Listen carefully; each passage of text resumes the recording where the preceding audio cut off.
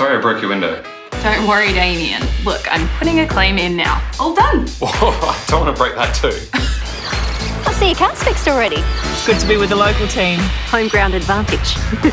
This holiday is going to be awesome. Yes, the travel expert at RAA has organised everything. Just make sure you pack your hiking boots. RAA is with you every step of the way, at home, on the road, and when it's time for a holiday, we're helping our members to keep on moving on.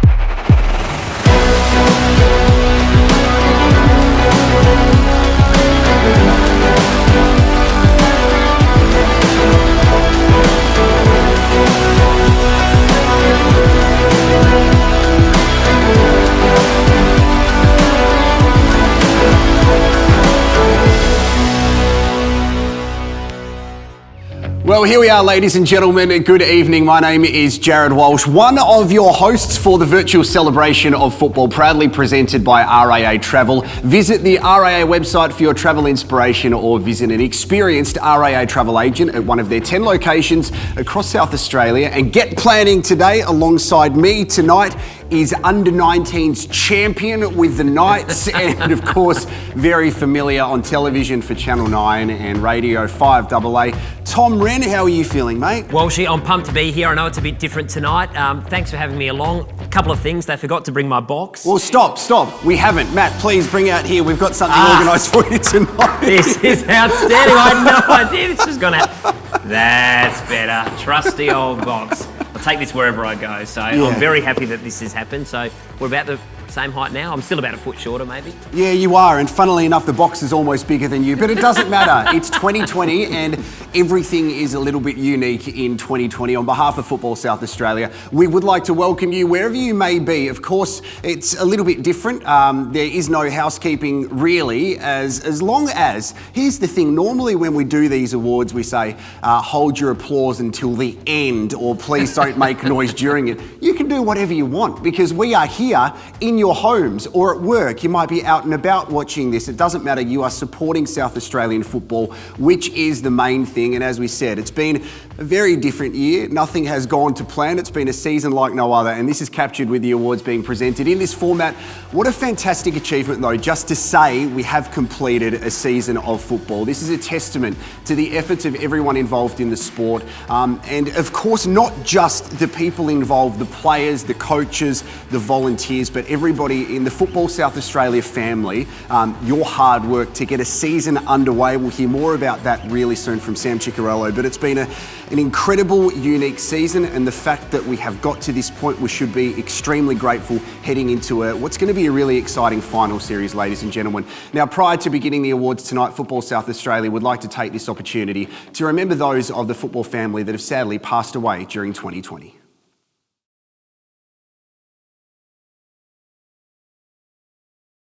Well, ladies and gentlemen, it does give me great pleasure to be here tonight. No matter where you are in the world, Adelaide and Football SA welcome you as we celebrate the achievements of the players, coaches and volunteers across the Football South Australia competitions. Now, to commence the celebration of Football Virtual Awards, proudly presented by RAA Travel, I'd like to invite the Honourable Corey Wingard, MP, the Minister for Recreation, Sport and Racing, Mr. Corey Wingard.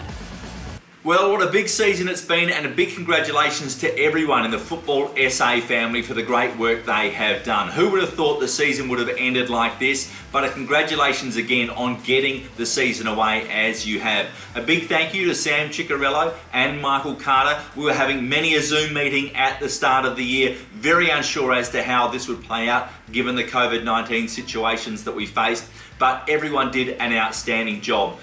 The Marshall Liberal government are very proud to have given football $500,000 to help get through the COVID-19 situation we faced, and I think it was money very well invested, as we can see here tonight. Of course, we've also had the Active Club Reboot Round, which has helped inject money into local clubs at local level to help them get through the extra costs associated with COVID-19, and we hope that helped everyone out there. Our State Sports Infrastructure Plan, rolling that out, really exciting, with more money invested into sport at a local and grassroots level, but also right across South Australia, and again, football will benefit from that as well. So it's been a very trying season, I know and appreciate that, but again, everyone involved should be incredibly proud with what they have achieved. It's a big part of our Game On program as a state government as well. We are so keen to get more people more active at every turn here in South Australia, and we know football is a great way to do that. So again, congratulations. You should be very, very proud of everything you've achieved. We look forward to having a bigger and better season again next year. Well done. Well, thank you so much, Minister. Without a doubt, the whole nation is excited at the prospect of the 2023 FIFA Women's World Cup coming to Australia. Walsh, it's something we're really looking forward to seeing, and I might be able to see it a little bit better once we get to 2023. Yeah, you've got a disgusting eye, which we don't really want to talk about, but thank goodness for social distancing that I'm not close to you tonight, Tom. It's gross. Continue, please. Absolutely. Thanks, Walshy. Well, as we just heard, the government has continued to be very strong supporters of the game here in South Australia, and that's been highlighted by the number of new and redeveloped club facilities, and we're certainly looking forward to visiting the new State Centre for Football at Jepps Cross. That is set to be completed at the end of 2021. Now, as we all know, this has been a tumultuous year, and as Jarrod referenced a little bit earlier, the football family has shown wonderful resilience to complete a season of football. The positive impact on people's health and well-being in being able to participate in the sport cannot be underestimated, and to everyone that has contributed, that has been absolutely noted and very much thanked along the way. To outline the year that was, I'd like to now invite Sam Ciccarello, the President of Football South Australia, to come and say a few words. I'm delighted to welcome you to the virtual celebration of football 2020, proudly brought to you by RAA Travel. 2020 has been a tough year. Everyone has been touched and affected by COVID-19, but as a community, we've all come together to respond to those challenges and adjust and adapt as best as possible. It is said that as a state, South Australia has performed very well in managing and dealing with the unique circumstances of our times. Insofar as the sporting sector, I can say with confidence that the football community in South Australia has led the way for community and semi-professional sports, and this is a credit to the leaders in our game at club and association level. An important platform for the sports recovery was the assistance provided to the football community to cushion the financial impact felt by every club and association. More than $860,000 in relief was provided by way of the state government's contribution of $490,000, which we are all very grateful for, and Football South Australia's $370,000. That financial relief package ensured that our football community was provided with meaningful and material support and gave additional confidence in our collective efforts of rebooting the sport. Participation numbers all but recovered following the forced March to end of June shutdown. The resilience and determination of our community shone through, and we were able to extend our regular season to ensure that all players have had the opportunity to enjoy the sport they love. The work undertaken to improve our sporting infrastructure has been a contributing factor in being able to extend our senior competitions until the end of November. The capacity for football to do this is unmatched amongst SA state sporting bodies. The leagues have again been exceptionally tightly contested. It seems that we say this every year. However, 2020 has been one to remember. A perfect illustration of this was the WNPL Grand Final, where Metro United came from 4th in the home and away season to beat the highly fancied Adelaide City 2-1 in what was a thrilling contest. The State League 1 and 2 promotional positions and final series contenders were not decided until the final round of the year. while the NPL premiers and finals makeup also went down to the final minutes of the final round. This year's final series promises to be a high-quality affair, and while the respective premiers deserve early favouritism, any one of the top 6 in each of the 3 leagues could take out the championship. The NPL Grand Final will see the 2 best teams compete at Cooper Stadium in a standalone event on Friday the 27th of November. The game will mark the first time Cooper Stadium has seen any action since mid-March this year. Hopefully the weather is kind and we see a bumper turnout for our men's premier competition. Tonight's virtual awards, whilst not in its traditional format, will recognise the team and personal achievements of the 2020 season. I thank the thousands of the game's volunteers who have ensured their clubs have provided a safe and enjoyable environment for players, spectators and club officials. I reiterate our thanks to the State Government and Premier Stephen Marshall and Sports, Recreation and Racing Minister Corey Wingard, and also thank FSA sponsors, but also the hundreds of corporate sponsors and local businesses which support and sponsor our clubs and associations. In concluding, I acknowledge Football South Australia's Board of Directors for their guidance and significant commitment to the governance, progress and well-being of the game in the state. And thank FSA CEO Michael Carter and our team of dedicated staff at headquarters who have worked so hard to make certain that all our junior and senior competitions were able to be restarted and completed, but that amidst that, in the disruption and the challenges, their work, as always, has been hallmarked by quality, passion and commitment to achieving first-rate outcomes for football. Finally, I express our thanks to our referees who contributed to our return to play through a reduction in their payments for 2020 across a range of FSA competitions. But I particularly thank the players for the reasons our competitions exist and the entertainment and enjoyment that they have given us. Best wishes to all and enjoy our virtual celebration of football 2020, proudly brought to you by RAA Travel. Great stuff. Thanks so much for that, Sam. Now, Jarrod, we're going to start the first look at the women's competition, the National Premier League for season 2020. It was a season that commenced on the 5th of March with only a couple of rounds being played prior to the suspension of the season due to COVID-19. So let's now have a look at the competition once it resumed from the 26th of June. We'll have the highlights from rounds 1 to 7. Let's get to it. Round 1. A Rojas touch of brilliance helped Salisbury Inter kickstart their 2020 campaign, triumphing 3-1 over Adelaide Uni. Adelaide City's title defence got off to a shaky start, falling to Metro United in a tense affair. 2018 Golden Boot winner Chrissy Panagaris doing what she does best and coolly slotting home the winner on 70 minutes. While last year's Shirley Brown medalist Anna Pritchard was on song early in West Adelaide's 8-goal drubbing of Fulham United. Nicole Tilley's long-range effort earning her a Goal of the Week nomination. Round 2. Fiona Ward scored the first of her 10 goals for the season in Fulham's 3-2 victory over Adelaide Uni. 2019 rising star Maua Sumaoro backed up her solid round 1 performance, but it wasn't enough, Metro United making it 2 wins from 2 against Football SA NTC. Chrissy Panagara showing her class once again with a best on ground performance. City captain Tian Powell helped her side bounce back from round 1 defeat, latching onto a delightful dink from Yuka Sasaki, who got on the score sheet herself in City's 5-2 victory over the Comets.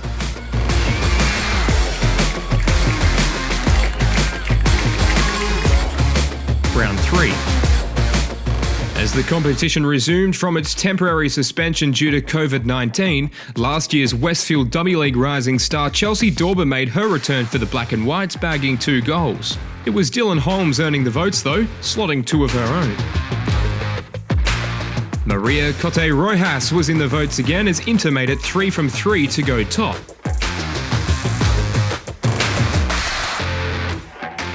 while the Fiona Ward's masterclass earned Fulham their second win of the season, helping herself to 3 votes and 2 goals along the way to victory.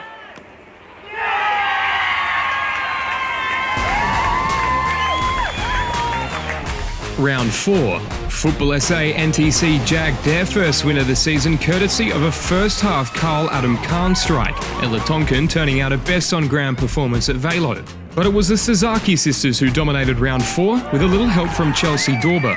After falling a goal behind just 2 minutes into the game, City ran riot, Yuka Sasaki grabbing a double while Dorber slotted 4 on the way to an 8-1 trouncing of Salisbury Inter. Round 5. It was goals, goals, goals in round 5 with perennial scorers Dorber, Rojas and Warts each claiming 4-goal hauls. Rojas' side getting the chocolates in a 9-goal thriller over Warts' Fulham.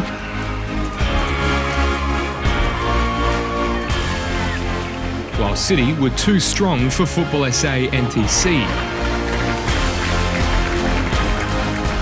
Nicole Tilley earned a 3rd best on-ground performance for the season in West Adelaide's 4-goal destruction of Metro, slotting the opener before Christy Hillier bagged the brace to put West in equal first place on the ladder. In the only goalless match for the round, it was the keepers who stood up. 2019 Goalkeeper of the Year Evelyn Goldsmith showing her athleticism, while it was the courage at the other end from Claudia Jenkins to deny Uni a last-minute winner. Round 6. Anna Pritchard was back to her best with a best-on-ground performance in West Adelaide's 3-0 victory, a double from Georgia Macri seeing her in the votes as well. A cheeky backheel from Laura Stockdale finding the ever-reliable Stella Rigon, her cross rocketing in at the back post as Metro secured 3 points in a tight tussle with Adelaide Uni. Isabel Hodgson secured 3 votes to go with her bag of 3 goals, including a worldie to close out the game. Dorber and Di Bartolo chipping in with 2 goals each. Salisbury Inter dropped out of the top 2 as Georgia Johnson and Sarah Chappell starred for the Comets in their 2-2 draw. Emily Condon scoring a brace to feature in the votes. Round 7. Fulham secured their second win for the season in round 7, Zoe Turner-Davey following in Fiona Ward's effort to slot the only goal for the match, Matilda Comley leading the way with 3 votes. Maria Cote Rojas picked up maximum votes for a 3rd time this season as Inter cruised to a 5-1 win over Metro United. Rachel Quigley's dummy splitting the defence before a scrumptious scoop from the Chilean, Emily Condon's free kick, the other pick of the bunch.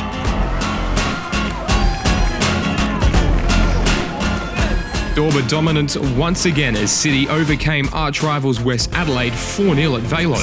And now Dorber might be through to make it 2! Chelsea Dorber! Nor repeat and Ella Tonkin catching the eye of the officials as Adelaide Uni and Football SA NTC played out a 1-1 draw. Well, Tommy, we can certainly see why the Women's National Premier League is attracting such talented players. We keep hearing the name of the Chilean international Maria Jose Rojas, and I'm sure she is going to feature as we take a look at the WNPL Player of the Year, the Shirley Brown Award. After round 7, we can see Maria on the top there with 13, and Chelsea Dorber, an outstanding season. We're not going to probably stop hearing her name because she keeps scoring goals. Over the past 3 years, she scored over 80 goals as well, which is pretty incredible, mate. Yeah, absolutely. Some really good vote getters early on in the season, some double digits already, which is great after just 7 rounds. Yeah, and it's fascinating. You mentioned earlier we went to a stop due to COVID-19 and then to restart the season and to see some of these performances is absolutely outstanding. The Football South Australian Community Women's Divisions provide opportunities for females of all ages and abilities to play our beautiful game. They also provide a stepping stone for players who may have aspirations to play at the elite level. Now, Football SA would like to acknowledge the Player of the Year in all of the community women's divisions.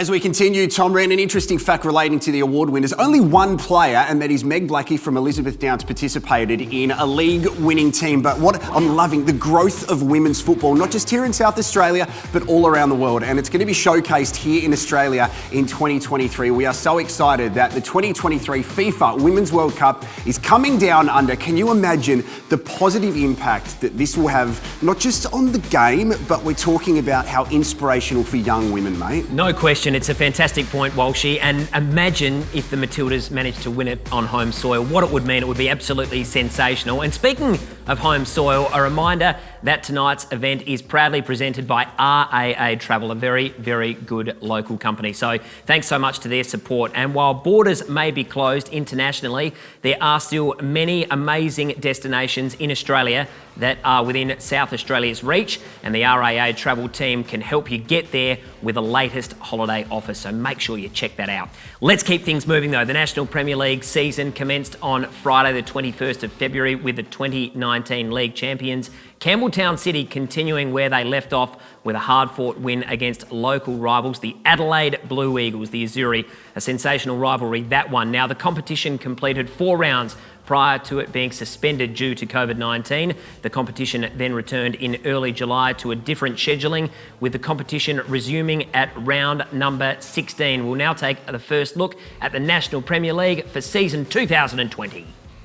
Round 1. Reigning champions Campbelltown City kicked off the 2020 NPLSA season with a stunning win over Adelaide Blue Eagles. Mark Marino and Anthony Piscianieri scoring in the 87th and 89th minutes to snatch a 3-2 victory. Para Hills Knights claimed a 2-1 win over Croydon Kings, with Stephen Travaglioni and Logan Marley McFall's long-range lob stealing the show for the home side.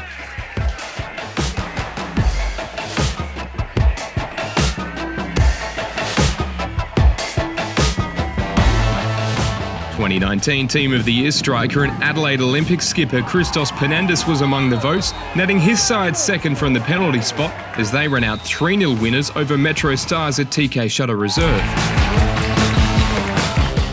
Adelaide United forward Binyam Kebede scored a brace and Jai King found the back of the net as the Young Reds started their campaign with a 3-0 win over the Raiders. Round 2. Metro Stars bounced back in incredible style, smashing 8 past NPL new boys Cumberland United as Christian Esposito netted a hat-trick and Josh Morey added another 2 in the demolition. But Luis Benedetti's effort was simply out of this world. Yohei Matsumoto struck for the second time in as many weeks, scoring from the spot as his Blue Eagles were held to a 1-1 draw by Adelaide City thanks to Adriano Pellegrino's deflected equaliser. 2019 State League 1 premiers Modbury Jets made it 2 wins out of 2 in the top flight as Nathan Farrell, Kerr and Donovan Pollock all starred in their 2-1 win over a feisty Knights outfit. The Kings and Young Reds played out a 1-1 draw at Jack Smith Park as Sam Carmichael's second half opener and Masahiro Haraoka's presence up forward were cancelled out by a late Binyam Kebede equaliser. Round 3. Raiders got off the mark for the season with a win over Blue Eagles, with Alan Webb's strike from outside the box the only goal in an exciting contest between the sides.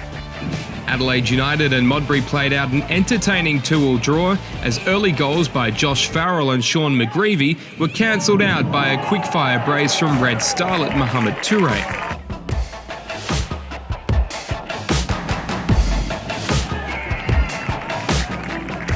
Comet skipper Alan Walsh was instrumental in his team's 1-0 triumph over Cumberland as Tete Yangi's winner earned their second win on the trot. Olympic edged out the Knights in a 1-0 win away from home thanks in large part to the efforts of the Konstantopoulos brothers, with substitutes Fausto Urba's 83rd minute strike sealing all 3 points for the visitors. Round 4.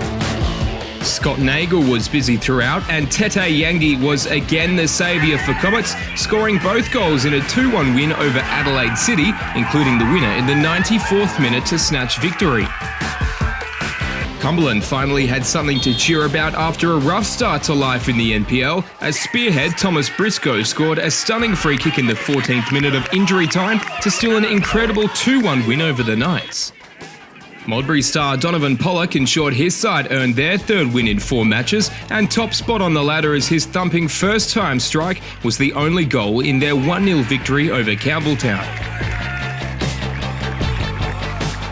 The Kings grabbed their first win of 2020 against the Raiders, with Masahiro Haruoka and Peter Mercurio finding the net in their 2-1 triumph. Round 16. After a long hiatus, the NPL returned with a bang in July as Metro Stars edged out Comets in a 9-goal thriller that finished 5-4, highlighted by a Josh Murray hat-trick and braces from Christian Esposito and Alan Welsh. Cumberland scored 4 times in the last 20 minutes as they came from behind to edge out the 10-man Young Reds 4-3, with Thomas Briscoe netting a hat-trick and another injury-time winner for the Victors, and Lachlan Brook notching up a brace in the losing effort. Olympic moved up to second with a 5-2 thrashing of Campbelltown as Fausto Urba started again with 2 goals. Jacob Butler-Bowden and Panagiotis Manadakis were also crucial in their club's big win. Alan Webb and Donovan Pollock starred for their sides as Raiders came from 2 goals down to ground the Jets in a 4-2 victory. Round 17.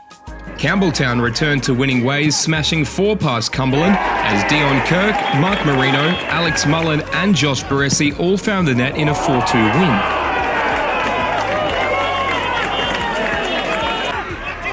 Dom Costanzo starred for the Kings in their narrow 2-1 win over the Jets, scoring the winning goal in the 61st minute, as skipper Luke Clement also proved to be a vital cog in their triumph. Raiders continued their charge up the table with a 2-0 win over Olympic, courtesy of a double from Alan Webb, who was ably supported by Oliver Zafaridis. Okay, so let's have a look at the leaderboard after the first 6 games of the season. And as we can see, Walshy, it is a tightly packed leaderboard at the moment there. Alan Webb leading the way on 9 votes. Yeah, do you want a couple of fun facts? I know you love them. I'm Yes. going to be really spreading out fun facts throughout the evening, ladies and gentlemen. So Alan Welsh, as you know, he's won 2 of these awards. And Adriano Pellegrino, actually sitting second spot at the moment with 8 votes at Adelaide City. I went to school with Adriano Pellegrino and an incredible footballer then. He spent some time in the A-League. We have a very similar haircut as well, which is why I love him. Yeah, he's doing very, very nicely. Alan Welsh is also right up there at the moment, 2-time Sergio Melter medalist. He's doing very, very nicely. Tommy Briscoe also looking the goods for Cumberland, while after missing the first 4 games of the year, Hamish McCabe earned back-to-back player of the match honours as he returned to the pitch. Well, it was a very different year with the scheduling of games due to COVID-19. Most teams had completed 4 rounds prior to the COVID-19 suspension, and then on the return commenced at round number 16 and completing up to round 22, then continuing from round 5 and finishing the season at round 15. Although it may sound a little bit confusing, it certainly does to me, Walsh. Yeah, I have no idea what's going on. This scheduling provided much less disruption to the clubs on their return. What we're going to do now is move on to recognise the Player of the Year recipients from the Under-18s and reserve competitions. The Under-18 and reserve competitions provide a career pathway for players and their football journey. And Football SA would like to acknowledge each of the award winners that have won these various competitions.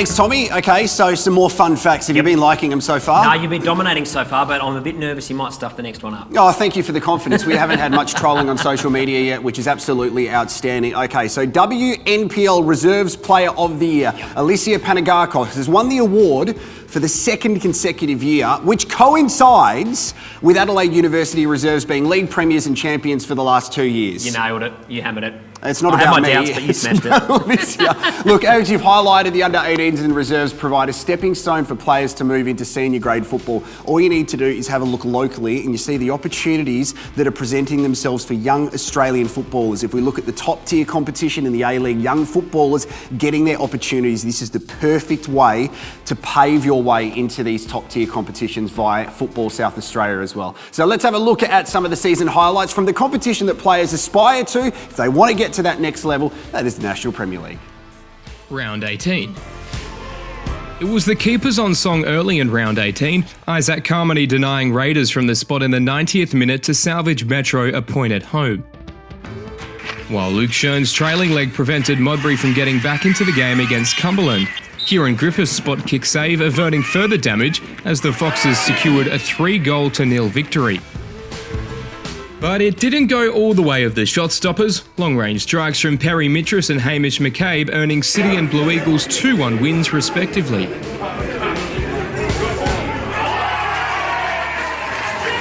Round 19.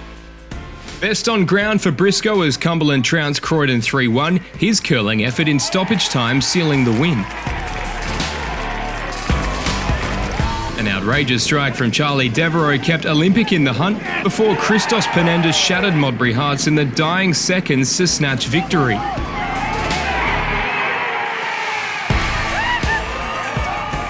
Yohei Matsumoto finishing off some McCabe magic as Blue Eagles leapt out of the bottom two.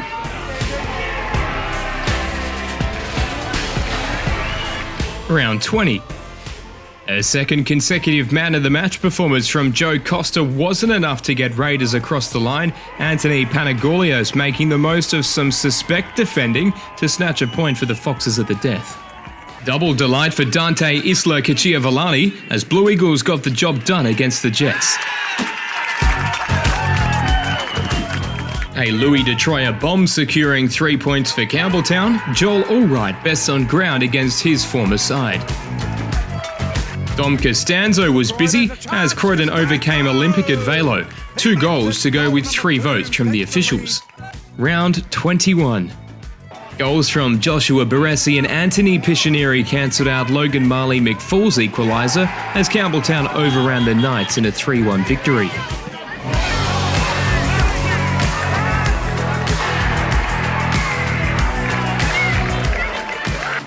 Croydon Kings secured victory over high-flying Metro Stars thanks to a second-half brace by Dom Costanzo, bringing his tally to 4 in his last 2 games.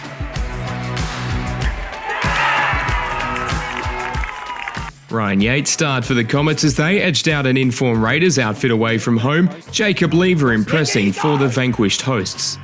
Blue Eagles Japanese maestros Yohei Matsumoto and Hirofumi Kochi were impressive as their side grabbed a 1-1 draw with Adelaide United.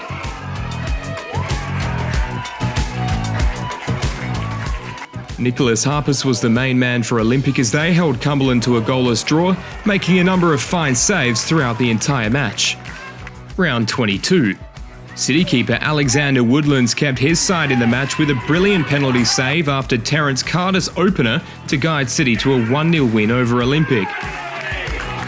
Twins Liam and Hamish McCabe were busy for the Blue Eagles, with Hamish finding the back of the net for the equaliser after Thomas Briscoe's strike to secure a 2-2 draw with Cumberland.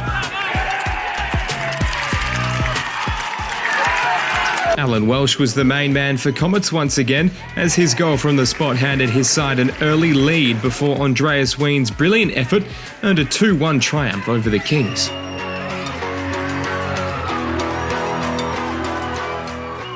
Metro Stars romped to a 4-0 win over the Jets thanks in large part to a Nahal Bernarda hat-trick, strongly supported by Rocky Callisto.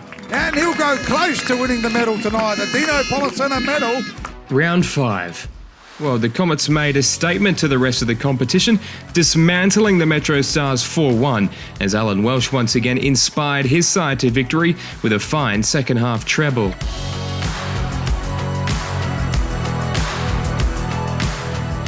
Nicholas Munro stood tall in goal for the Raiders, while Daniel Detroyer kept up the tempo for the Jets as their sides finished all square at 2-2.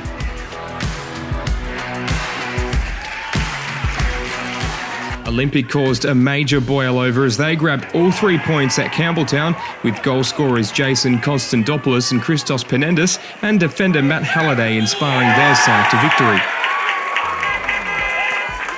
Thomas Briscoe netted another brace as Cumberland ran away with a 3-0 win over 10-man Adelaide United, ably supported by skipper Jack Shern, who also found himself amongst the votes. Now, ladies and gentlemen, as we enter the second half of the season, and most of you probably are eating dinner or have had dinner by now, do you reckon we're going to get fed at any stage, Tommy? I'm hoping so. I'm starting to feel it a little bit. The eye's hungry. Okay. Comet skipper Alan Walsh now leads on 15 It's tight, votes. isn't it, at the top? It is, mate. And as we said, he's won 2 of these medals before, so who knows what's going to happen at the end of this ceremony. Tommy Briscoe and the Japanese import Yohei Matsumoto, he's been in the top of the leaderboard for the past couple of seasons, just behind him on 14 votes, while Joe Costa and Dom Costanzo, a fascinating story in local football over the past couple of months, moved into contention as well. The next set of awards that Football South Australia would like to recognise are the Rising Star Awards. Now, the 3 awards in this category are the Referee Rising Star, Female Rising Star, and the John Aloisi Rising Star Award. Football SA would like to acknowledge each of the recipients of these awards. Congratulations to Ian Crossing, the Referee Rising Star, Jonty Fisher from Football SA NTC Squad for the Female Rising Star, and that boy I mentioned earlier, he's a man now, Dom Costanzo from Croydon Kings, the John Aloisi Rising Star.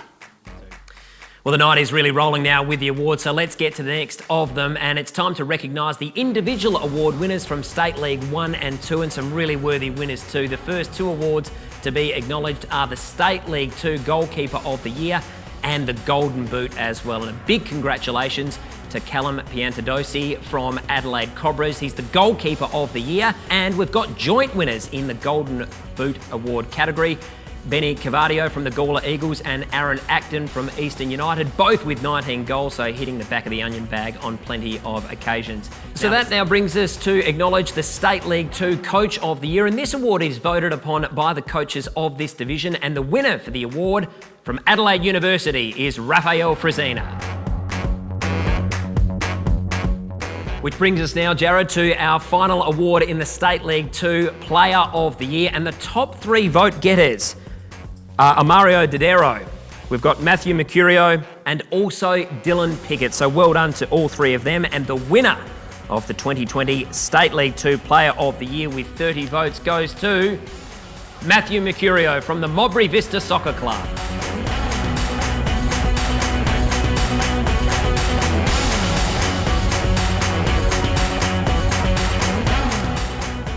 Congratulations. Mate, I know it's a little bit unique doing the elbows and these virtual presentations. First of all, talk to us about the unique season that it's been. We started and then there was a pause and then all of the rounds were mixed and matched. So for you personally, mate, to have a bit of inconsistency before finding consistency, how was that? Yeah, it's been a really roller coaster season, as I'm sure it has been for the whole league and for the federation, for every club. So yeah, it's a bit challenging. It was definitely challenging.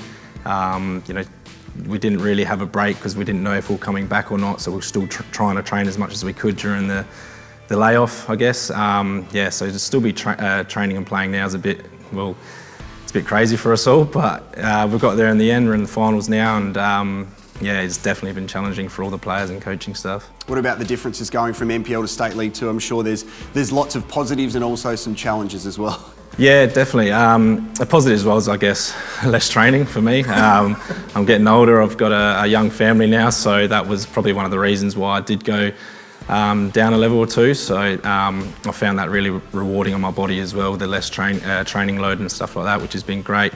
But I think it's still pretty similar as far as competitiveness goes and stuff like that. Obviously, the standards are a bit different, but you're still week in, week out, you're playing against teams that want to beat you and they train and play hard. So yeah, it's been a good season, and I've really enjoyed the move. 2020, we've spoken a lot tonight and we'll continue to about gratitude, and there was an opportunity and a chance that football was taken away from us this year. The fact that we got to have it back, do you find that probably helped? You just mentioned your family time as well, your mentality to be able to go, let's actually enjoy this while we still have the opportunity to play the game we love? Yeah, definitely. I found not going to training and stuff pretty weird, to be honest. So I did miss it, but it was nice, I guess, in the same sense for me personally with the family and stuff to be able to spend a little bit more time with them. But yeah, I guess after a few weeks, it was good to get back out there around the lads and get back to it. Just finally, you got a new facility which is being worked on, and the club is growing itself. What did you want to say about Modbury Vista? Yeah, everything's going well there. The club's starting to get built, and that's another reason why I wanted to play there. Moggy gave me a call and wanted me to come up there and try to help on the pitch. Things were happening off the pitch, which is great. So, I found that great of him to have a bit of faith in me and help the team. The results hadn't been there the last few years, so to have his call and wanting me to come in and try to help out, have a bit of faith in me was great. But yeah, the club's looking up. The pitches are great. When the stadium's built, it's going to be really good, and there's a great future at Modbury Vista. Well, congratulations, mate. State League 2 Player of the Year, Matt. Well done. Thank you very much. Cheers. Where should we go to next? Queensland? Tasmania? Yeah, we can. Oh, I've always wanted to go to Broome and Uluru and the Blue Mountains. Thinking about a holiday interstate? Talk to the travel experts at RAA and keep on moving on.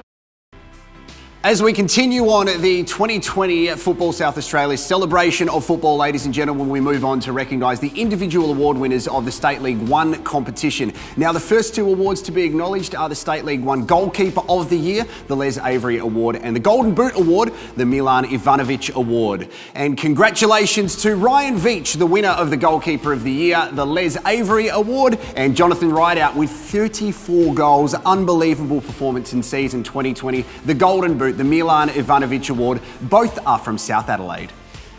And the next award to be recognised is the State League 1 Coach of the Year, as voted upon by their coaching peers. And the winner, from Playford, it's Ben Moore. Now the big one, Tommy, the final award to be recognised in the State League 1 League is the Bob Telfer Medal, presented to the State League 1 Player of the Year. Let's have a look at the top 3 vote getters in this award. From West Adelaide, Ricardo De Silva. I actually saw Ricardo walking along the beach the other day with his shirt off. He looked spectacular. I didn't say hello because it would have been awkward, but what an incredible footballer. From Sturt Lions, Akira Kobayashi, and from South Adelaide, Jonathan Rideout. There can only be one winner unless they are joint, but they are not in this case. The winner of the State League 1 Player of the Year with a massive 42 votes, the winner of the Bob Telfer Medal. From South Adelaide, it's Jonathan Rideout.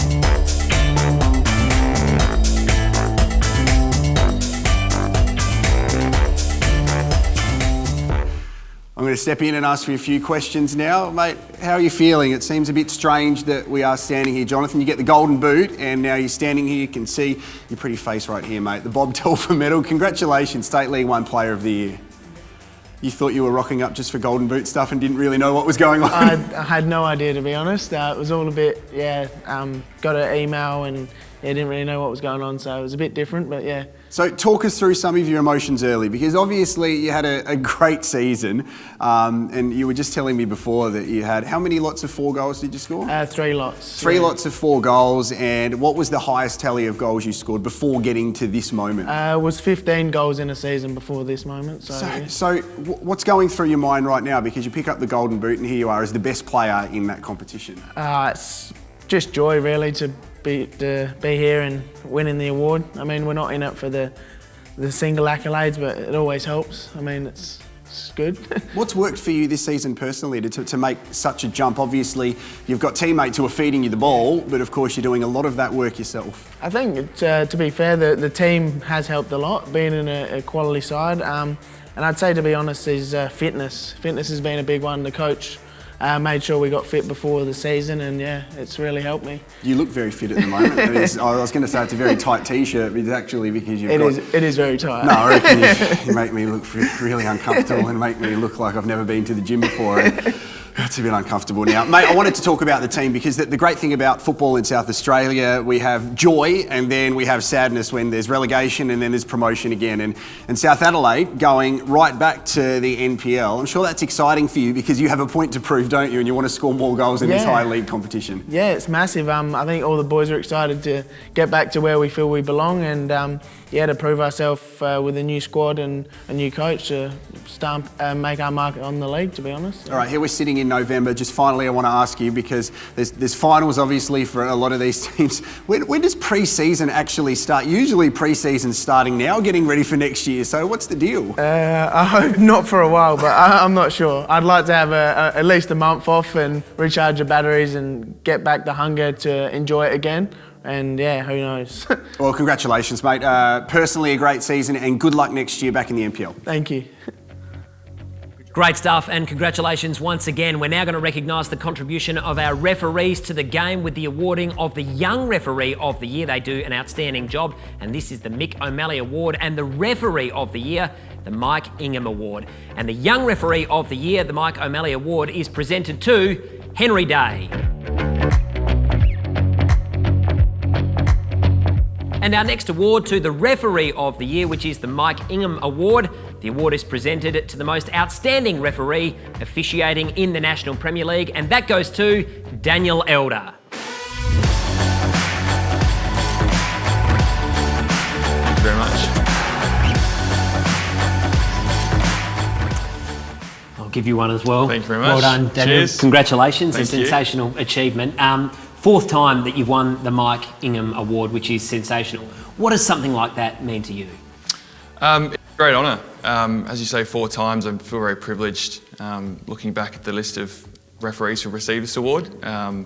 Certainly a lot of great referees there, and to win it for my 4th time is really great. I suppose I'd really like to thank firstly the referees technical committee for all their support throughout the year. Also all my coaches, plenty of coaches out every week, coming to watch, coming to help and supporting. So thank you to them, and also thanks to all my peers out there training with us every week. It can be a thankless task at times. It's very difficult to garner the respect of the players and the coaches. What is the key? You've done this now 4 times. What is the key, do you think, to making a good, consistent referee like you clearly are? Look, I think being really honest and reflecting on your performances every week, putting your hand up when you make a mistake, which we of course do, and then also being able to say, I think I've done the right thing there and I've done a good job, and taking that in every week and every game, every season. And now your attention switches to the A-League. Tell us about your preparations, because it switches pretty quickly for you. It does, only a couple of months to go. We got the news that we're starting pretty much late December this year, so very much looking forward to that, obviously. Pre-season training well underway, and lucky enough that this season has taken a bit longer to finish, so we'll be ready to go come December 27. Well, Daniel, 4th time, the Mike Ingham Award, fantastic achievement. Congratulations and well done again. Thanks very much. We've already seen a few highlights tonight, Jarrod, and we're going to continue those in a very short moment. It's been an exciting conclusion to the season. Let us take another look at the Women's National Premier League 2020 season highlights. Round 8. Cotte backed up her round 7 performance with a customary classy display. Another goal of the week contender from Condon and 2 goals to Erin Hood, helping Inter to a 6-0 win.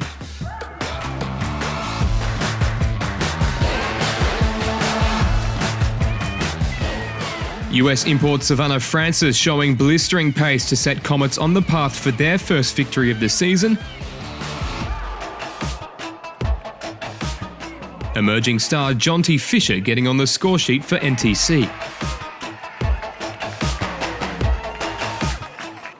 Nicole Tilley and Anna Pritchard combining to help West to victory over Fulham.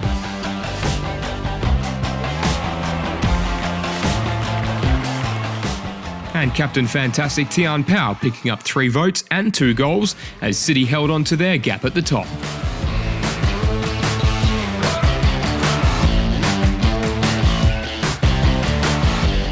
Round 9.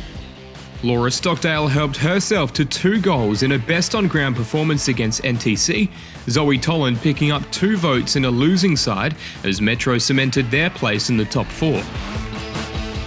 Super 6 for Dorber as City piled on the heat in the final 10 minutes to eventually put 8 past a hapless Comets.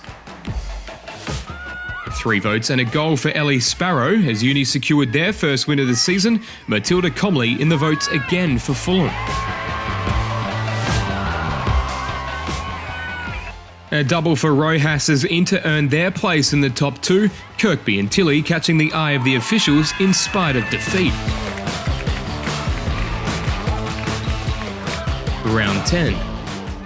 It was the Georgia Macri show as West Adelaide smacked 6 past Comets, 3 second-half goals to Macri and 2 from Hodgson, securing a comfortable 3 points in a wet night at Velo.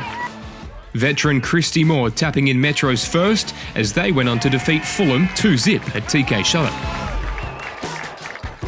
Some brilliant build-up play and a defence-splitting pass from Yuka Sasaki setting up Dorber for the first of her 3 goals as Uni remained rooted to the bottom of the ladder.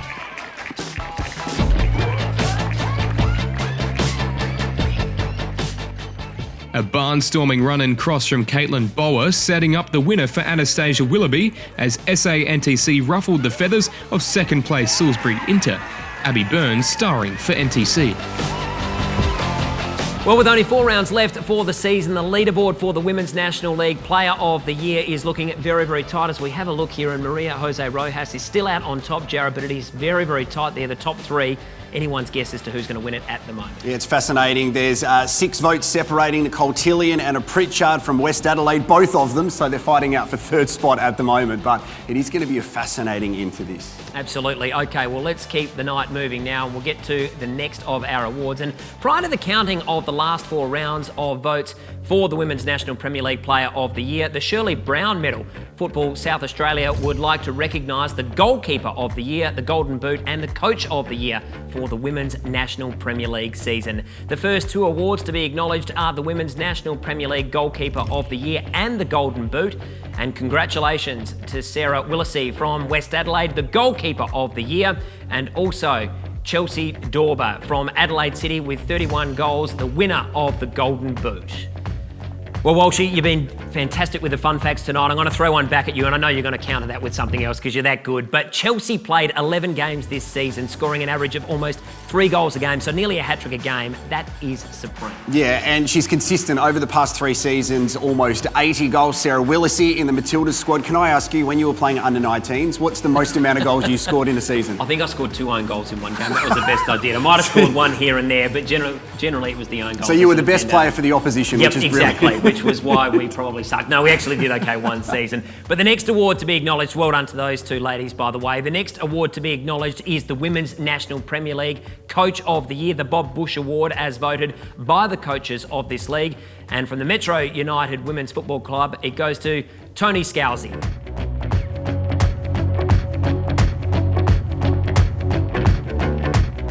Well, Jarrod, Metro United, they had a remarkable run in the final series. They finished 4th at the end of the home and away season, and they were a number of points adrift of the league premiers, double digits, so it was really going to be difficult going for them to get it from there. Adelaide City, it would be safe to say, as they entered the final series, that not too many people gave them a chance of progressing past the first round, let alone to the grand final. However, as it panned out, they would not only defeat Adelaide City, who had only lost 1 game throughout the season, and yes, you guessed it, that was against Metro United, a monumental achievement.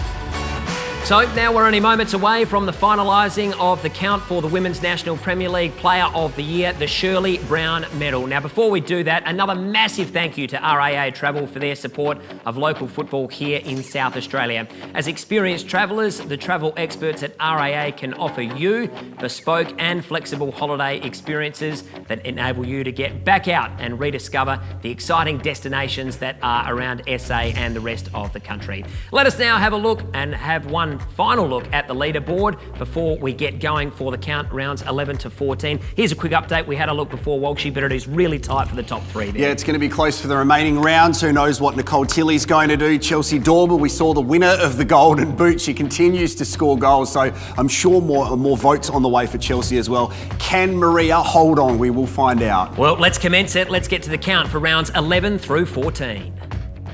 Round 11. 10 wins in a row as City overcame a spirited Salisbury Inter in their closest battle since defeat in round 1. A Tian-powered double helping the league leaders get the job done. Ella Tonkin continued her stellar season, scoring the opener as NTC recorded back-to-back wins to leap into 5th place on the table. She's won the ball. W-League credentialed Laura Johns was back to her best, West Adelaide surging into 2nd place, with Sarah Willisey keeping her 5th clean sheet for the season. And she's an excellent goalkeeper, Sarah Willisey. A stunning solo effort from Victoria Mansueto wasn't enough for Comets,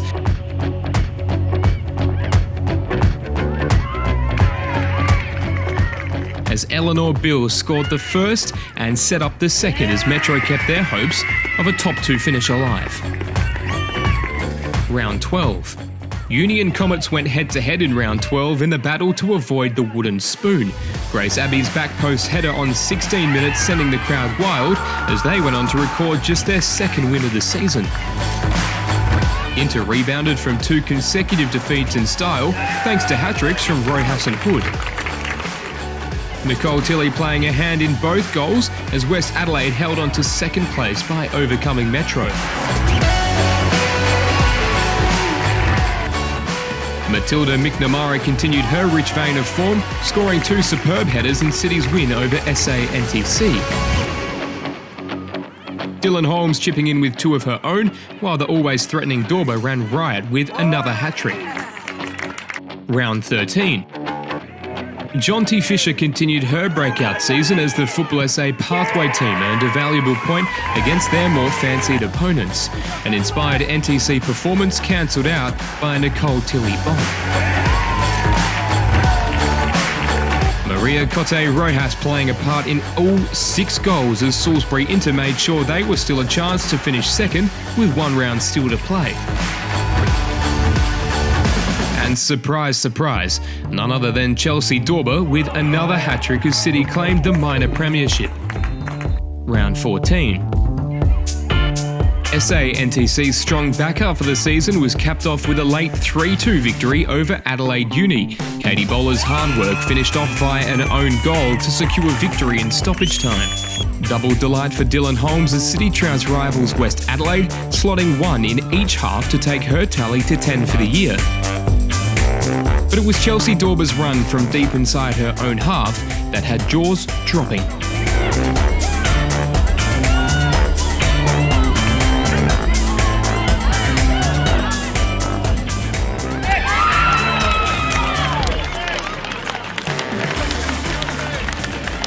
Fiona Warts closed out a solid 2020 campaign with a brace that also took her tally to 10 for the year, as Fulham finished their season on a high against the Comets.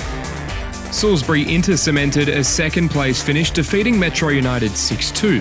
Cote Rojas setting up 2 in the first half before slotting 1 of her own. But it was a long-range strike from Emily Hazelwood that was the pick of the bunch. It's a decent shot. That's gone in. What a finish. What an absolute cracker from Hazelwood. Round 11, Fulham United versus Football SA NTC. 1 vote. Football SA NTC, Ella Tonkin. 2 votes, Fulham United, Fiona Warts. 3 votes, Football SA NTC, Jonty Fisher. Metro United versus Adelaide Comets.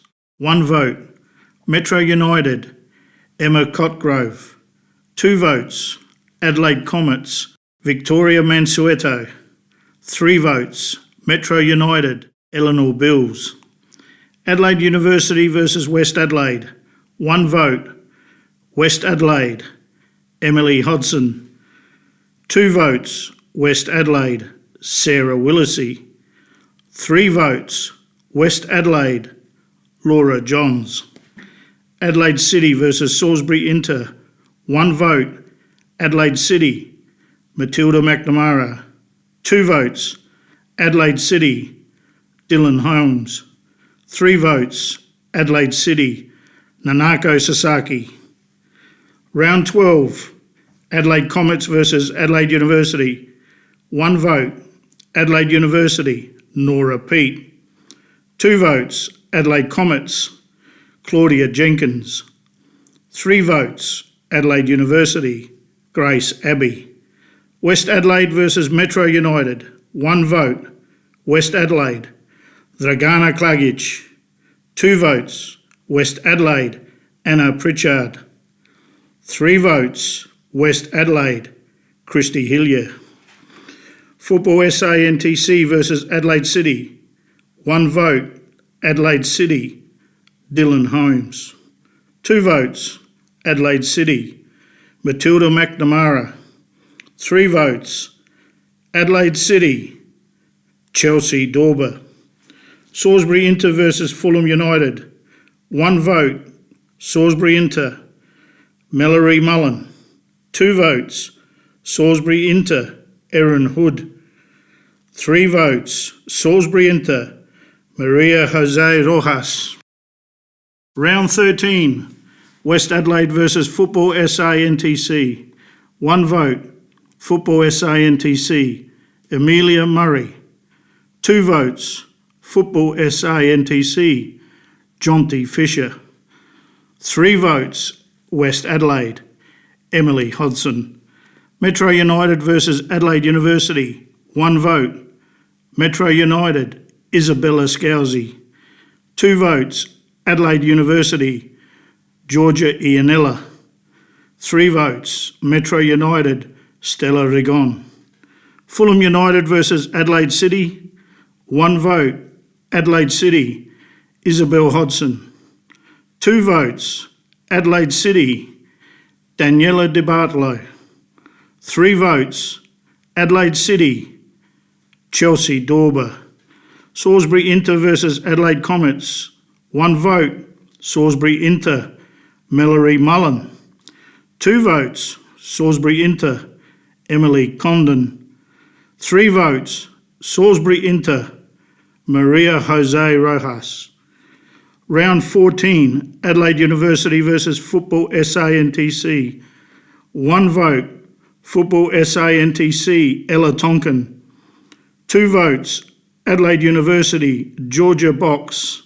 3 votes, Football SANTC, Abby Burns. Adelaide Comets versus Fulham United. 1 vote, Fulham United, Josephine Trimboli. 2 votes, Fulham United, Fiona Warts. 3 votes, Fulham United, Caitlin LaRue. Salisbury Inter versus Metro United. 1 vote, Salisbury Inter, Nicole Calder. 2 votes, Salisbury Inter, Maria Jose Rojas. 3 votes, Salisbury Inter, Rachel Quigley. Adelaide City versus West Adelaide. 1 vote, West Adelaide, Anna Pritchard. 2 votes, Adelaide City, Daniela Di Bartolo. 3 votes, Adelaide City, Dylan Holmes. That concludes the counting in the Shirley Brown Medal for 2020. Well, as we've just seen, at the conclusion of the count, the winner of the Women's National Premier League Player of the Year, the Shirley Brown Medal, is Maria Jose Rojas from Salisbury Inter with a total of 25 votes.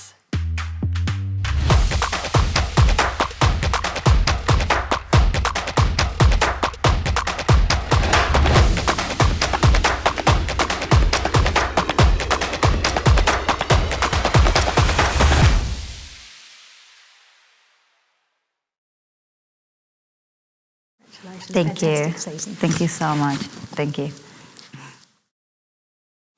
Oh, Maria, congratulations. Thank you. Voted the best player in South Australia. Amazing achievement. Tell us what that means to you. No, first of all, thank you. Thank you, everyone, for making this possible. A very difficult year, very, very complicated for everyone, but I'm very happy we make it back. And FFSA supporting, of course, women's football. For me personally, it is, yes, it's an award, but it's a recognition of my work, my hard work that I have put for so many years. So thank you again, and yeah, it means more than this. Oh, congratulations. It's clearly means a lot to you, which is sensational. You've achieved so much in your career. You're a Chilean international player. You played at the 2019 Women's World Cup. You played across the world. What brought you to Adelaide, and what are your impressions of it? How's it been? Thank you.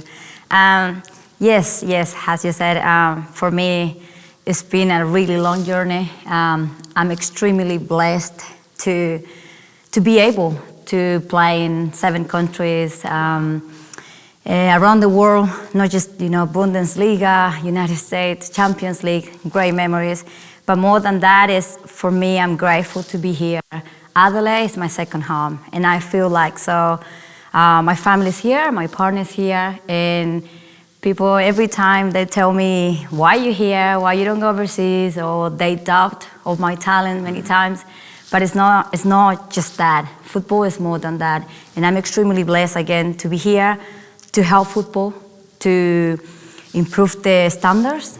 And since I've been here 2 years ago, since I left, I'm coming back to Adelaide, new Adelaide for me, because football is growing, especially women's football. Clubs are becoming more professionally, and that's what makes me happy. It makes me happy to see FFSA put in the work, making this happen for all of us, women, and to have that opportunities, and the World Cup is coming. So what a better way to, motivate players. And I see that every day we have so many young, talented players that we can help. It's a great point that you make, and it's really exciting to hear that the standard is improving and getting better. I understand you're a technical director at a club. What do you think is needed to continue to advance the game here in South Australia? As I said before, and I left 2 years ago, coming back here and see all these changes, I think it's to put the work, it's to manage, it's to put the time, it's to get the right people to do this. And again, I've been humbled to say and grateful again to be in a World Cup where you can see so much and you can learn. And with that experience, for me, it's to bring it here. It's to try to help, not just to get the right people, but also we all know different things. So by putting them together and work as a team, as a group, and all clubs should will work for something, for the same thing. Now that the World Cup is coming, what a great platform to put the talent and to get the talent out there. So for me, it's to give a little bit of that experience and yeah, to show, yes, my talent is a little bit different from South America. But again, thank you so much. I'm very grateful to be here and being supported by FFSA. My club, Inter, has been great. So I appreciate all people who came this year as well. Difficult year, but they were out there supporting at the parks. And just finally, I'm sure a lot of young players will feed off the experience that you have for sure, but what is next for you now in your playing career? Look, for me, it's I challenge myself every time with all the skills I've been taught internationally. I keep going and try to get better every day. So my next steps, soon everyone will know, but I'm very excited and I keep working not just to improve myself, but to raise women's football. Maria, you've had a sensational season. You're a wonderful player, wonderful ambassador too. You're the Shirley Brown medalist. Congratulations again. Thank you so much. I appreciate it. Thank you. Where should we go to next? Queensland? Tasmania? Yeah, we can. Oh, I've always wanted to go to Broome and Uluru and the Blue Mountains. Thinking about a holiday interstate? Talk to the travel experts at RAA and keep on moving on. Now, ladies and gentlemen, prior to announcing the awards associated with the National Premier League, let's have a look at some more highlights from the 2020 season.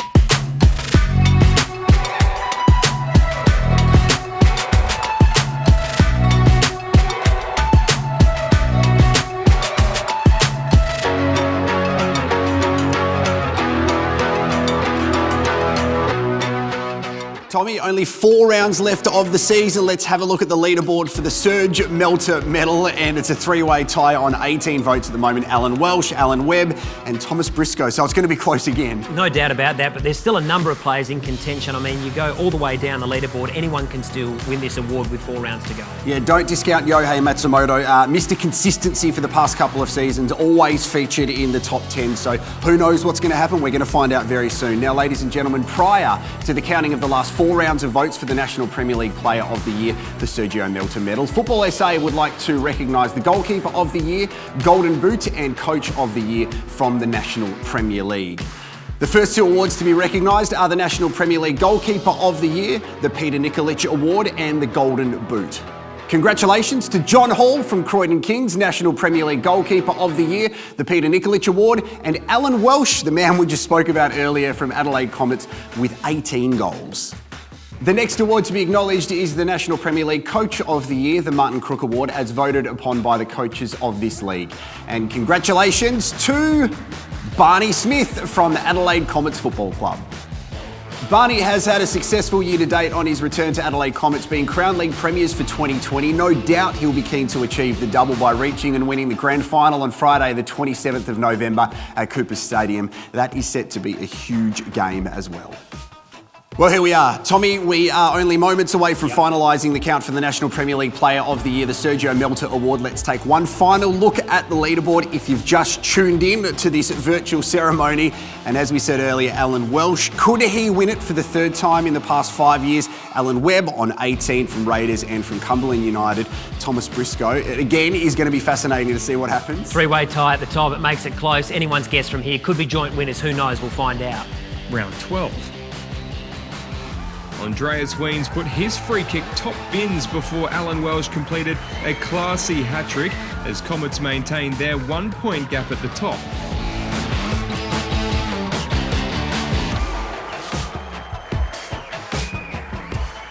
In a 6-goal feast at AA Bailey Reserve, it was Adelaide City who reigned supreme. Terence Carter taking his tally to 12 for the season in a 4-2 win, a brilliant solo effort from Ayom Majok, and a delightful flick from Nicholas Bucco precisely tucked away by Aladdin Irabona, both worthy of a mention.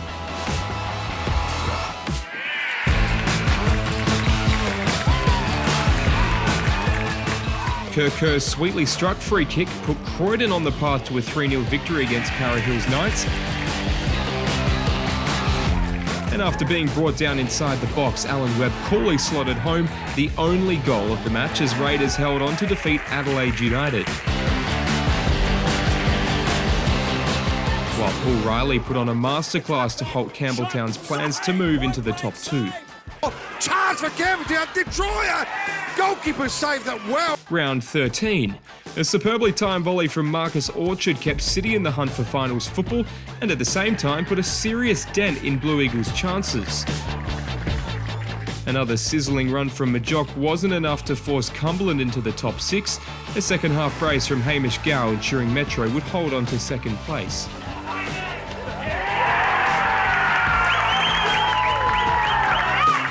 Para Hills Knights entered their bottom of the table clash with slim hopes for survival and gave themselves every chance. Jaweed Muradi helping himself to a double on the way to a 3-1 victory at the Paddocks. The dynamic duo of Welsh and Wiens combining twice as Comets kept their eyes firmly on the prize. 2 Comets. Barney will be happy with that back in Canberra.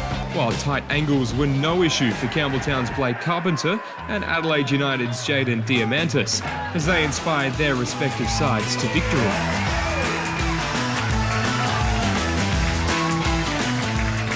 Round 14. As we reached the penultimate round of the season, there was still everything to play for, with the Premiership, Top 6 and relegation all still in play. A slick Louis de Troyer lob dissolved Croydon's hopes for a top 2 finish, while 2 goals from Alan Welsh took his goal tally to 17 for the season and a step closer to Golden Boot honours. Alan Webb ended a month-long goal-scoring drought as Raiders improved their finals prospects. Still Webb, goal. Gee whiz, fantastic goal. Wow. That man can finish. Before Metro ensured both the title race and top 6 would go down to the wire as they accounted for City away from home. round 15. Adelaide Comet's destiny was in their own hands as they entered the final round of the season. As it panned out, a 1-1 draw with Adelaide City was enough to secure the minor premiership, as Metro Stars fell to Adelaide Blue Eagles.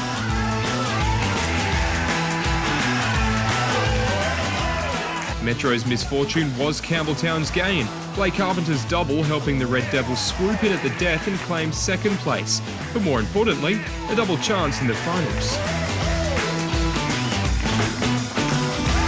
Joe Costa closed out a stellar season with the Golden Raiders' 2-0 win over Croydon.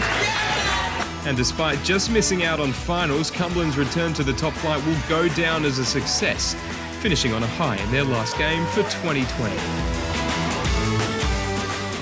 Well, let's find out right now. Let's commence the count from rounds 12 to 15. Round 12, Raiders versus Adelaide United FC. 1 vote, Adelaide United, Lewis Dorigo. 2 votes, Raiders, Nikola Jerkovic. 3 votes, Raiders, Joseph Costa. Adelaide Comets versus Modbury Jets.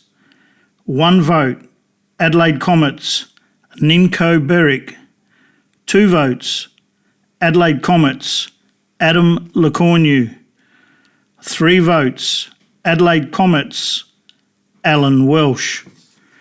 Croydon Kings versus Para Hill Knights. 1 vote, Para Hills Knights, Will Hendon. 2 votes, Croydon Kings, Antoni Trimboli. 3 votes, Croydon Kings, Luke Klimek. Adelaide Olympic versus Metro Stars. 1 vote, Metro Stars, Christian Esposito.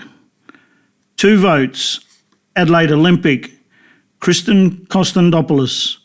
3 votes, Metro Stars, Fabian Barbiero. Cumberland United versus Adelaide City.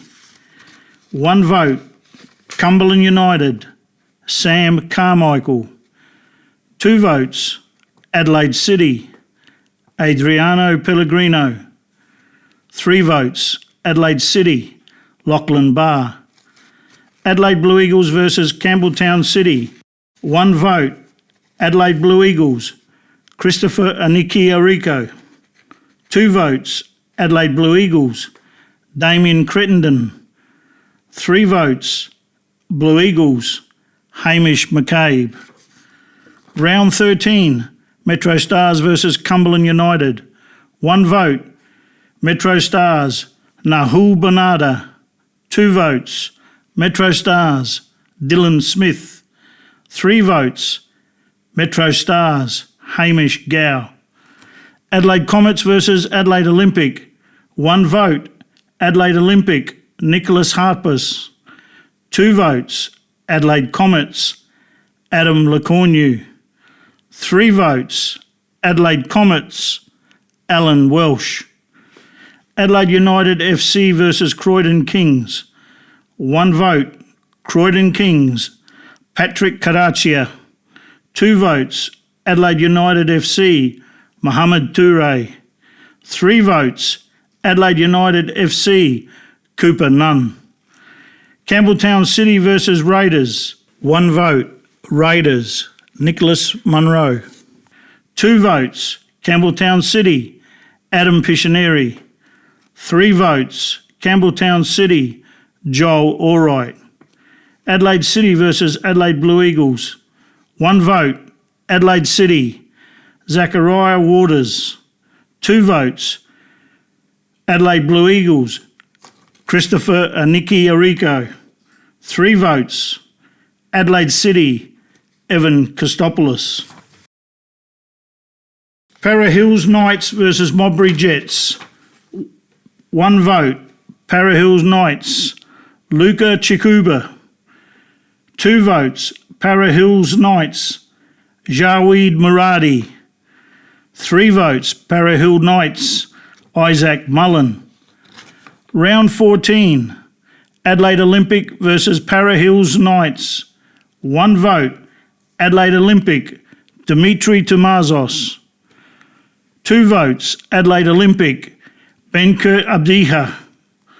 3 votes, Adelaide Olympic, Charlie Devereaux. Raiders versus Adelaide Blue Eagles, 1 vote, Adelaide Blue Eagles, Hirofumi Kochi. 2 votes, Raiders, Alan Webb. 3 votes, Raiders, Joseph Costa. Croydon Kings versus Campbelltown City. 1 vote, Croydon Kings, Patrick Caraccia. 2 votes, Campbelltown City, Dion Kirk. 3 votes, Campbelltown City, Jake Halliday. Modbury Jets versus Adelaide United FC. 1 vote, Adelaide United FC, Jarrod Abitu. 2 votes, Adelaide United FC, Dakota Oshenham. 3 votes, Adelaide United FC, Lewis Dorigo. Cumberland United versus Adelaide Comets. 1 vote, Cumberland United, Jack Schoen. 2 votes, Adelaide Comets, Jack Bladen. 3 votes, Adelaide Comets, Alan Walsh. Allen City versus Metro Stars. 1 vote, Adelaide City, Nicholas Bucco. 2 votes, Metro Stars, Dylan Smith. 3 votes, Metro Stars, Fabian Barbiero.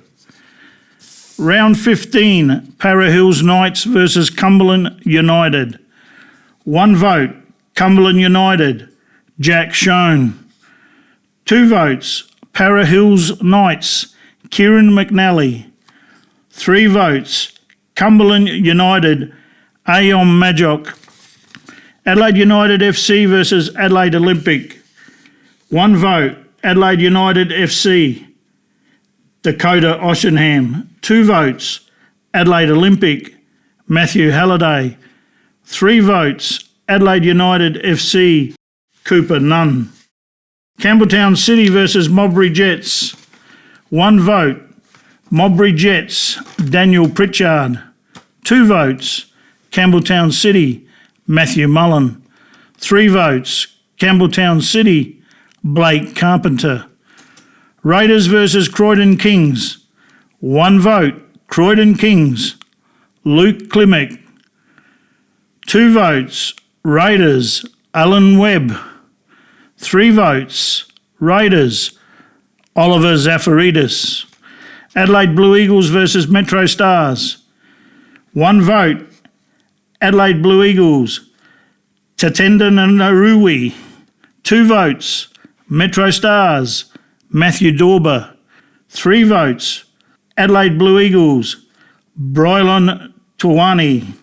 Adelaide Comets versus Adelaide City. 1 vote, Adelaide City, Lachlan Barr. 2 votes, Adelaide Comets, Scott Nagel.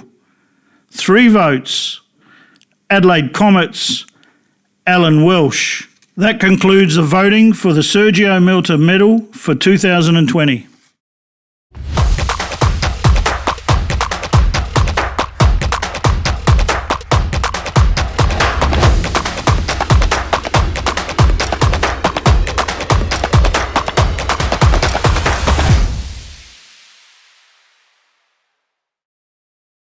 It's incredible, isn't it? There you go, ladies and gentlemen. At the conclusion of the count, the winner of the National Premier League Player of the Year, the 3rd time in 5 years, the Sergio Melter Medal. It's Alan Walsh from Adelaide Comets with a total of 30 votes. Congratulations. Thank you very much. Another great year. Much appreciated. Thanks, Sergio, so much. Congratulations. Thank you very much. Well done. Amazing achievement. Well, Alan, first off, 3rd Sergio Melter Medal in 5 years. It's incredible consistency, longevity. What an amazing achievement. Yeah, I'm pretty proud of it. It's come as a surprise, especially the first 2. But yeah, I feel like I've had a good year, and thanks to all the boys that helped me out on the day, especially those 2 midfielders in behind me. I really got to thank Yates and Blades for this, and really happy to have won it for a 3rd time. It's been a really difficult season. We've touched on it tonight. How has it impacted you personally and all your teammates and everyone at the club? Because it has been challenging and difficult at times. Yeah, correct. It was a tough start. It was a tough bit of unknown for a period of time, I believe. And the club's been very open the whole time. They were so open to start with and just said, this is our situation, this is what's going to happen. We've got a close-knit group. We definitely enjoy ourselves running around in our Speedos on the weekends and stuff like that. So, it was very open to start with. Credit to the government. In South Australia, we haven't really felt the effect as much here. We've been pretty lucky, and the Federation to keep the season going. We thought it was done and dusted, and to come back, and glad it did, because we've had a really good year. Hopefully we can finish it off. Yeah, absolutely. You've had an outstanding season, no doubt. I remember this question being asked of you the last time you won this medal. Any aspirations to return to the A-League? It's always there. It just depends on, if the offer comes and, if it's the right thing at the time. We've all got, our own lives to look after. Got a job, play semi-professionally, and, got a house to look after and things like that. If, the right deal came in, obviously you jump at it. You only got a short career. But, I'm still enjoying it where I am. Like, we have a good time down at Comets with new club rooms and everything like that. So, look, if it comes, it comes. We'll assess it if it does. But if not, happy days, and we're really enjoying what we're doing down there. Well, congratulations. Sergio Melter, medalist for a third time in 5 seasons. Outstanding achievement. Congratulations. You've got a lot to be proud of. Thank you. Thanks very much. Well, there you have it, ladies and gentlemen. That concludes the 2020 Football SA Celebration of Football Awards, proudly presented by RAA Travel. Tom Rehn, it's been a pleasure to stand next to you, a little bit taller as always. But as we said at the start, mate, it's been such a unique year, 2020. And on behalf of everybody here at Football South Australia, the hard work that's gone into making this season possible should always be mentioned. And I think in 2020, we've learned the word gratitude even more. We're grateful to have football here in this beautiful state. Yeah, no doubt about it. It's been testament to all of the people, the clubs, and all of the volunteers that have made this season work, and to everyone at Football South Australia. So a fantastic effort. And Jarrod, thanks so much for having me along here this evening. Good luck to all of the remaining teams that are still in contention to be crowned champions of their respective leagues. And we look forward to seeing you all at Cooper Stadium on Friday, the 27th of November at 7:20 p.m. for the grand final of the National Premier League. Have a great night.